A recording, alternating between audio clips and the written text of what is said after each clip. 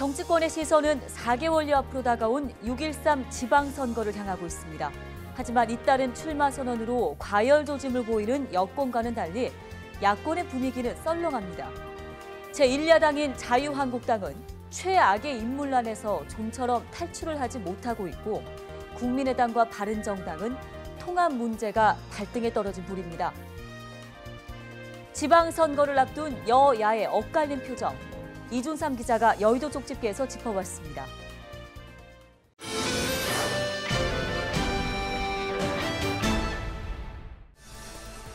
문재인 정부 출범 이후 1년여 만에 치러지는 이번 지방선거는 정부와 여당의 첫 시험대입니다. 지난해 대선에서 패배했던 야당들은 서륙을 벼르고 있습니다.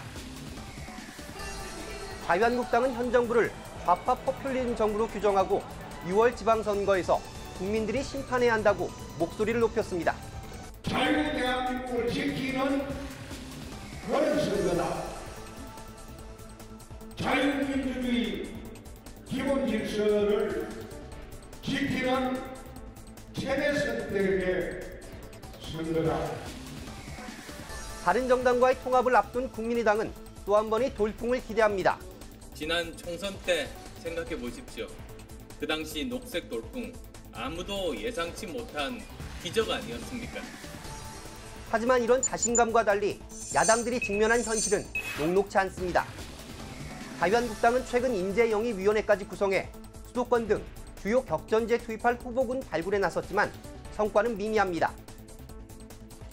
특히 안대희 전 대법관과 홍정욱 전 의원 등 깜짝 카드로 거론됐던 인물들이 잇따라 불출마 의사를 밝히면서 서울, 부산, 경남 등 주요 격전지에선 비상이 걸렸습니다. 지금 같은 인물난이 이어진다면 늦어도 3월 말까지는 공천을 끝낸다는 지방선거 전략도 차질이 불가피합니다. 최악의 인물난을 두고 홍준표 대표는 다소 엉뚱해 보이지만 문재인 정부에 화살을 날렸습니다. 사업을 하고 있는 사람은 거의 입당을 주저하고 있습니다. 업체가 세무조사나 수사당할 우려가 있습니다. 그래서 이제 나를 지방선거가 코앞으로 다가온 상황에서 통합을 둘러싼 국민의당 내분 사태는 점점 파국으로 치닫고 있습니다. 안철수 대표와 바른정당 유승민 대표는 연일 공동행보를 이어가며 통합 속도를 끌어올리고 있습니다. 광주에 거쳐서 대구에 왔습니다. 이런 동서가 화합하는 정당은 대한민국 정당 역사상 처음 있는 시도이고 앞으로 우리 자녀들에게는 정말 더 나은 세상을 물려줄 수 있다는 그런데 도움이 되는 그런 정치를 꼭 해보고 싶습니다. 반면 통합 반대파는 신당 간판을 내걸고 분당을 기정사실화했습니다. 안철수는 이제 DJ 호남을 버리고 보수 야합으로 가고 있습니다. 저는 지금부터 안철수를 제 머릿속에서 지우겠습니다.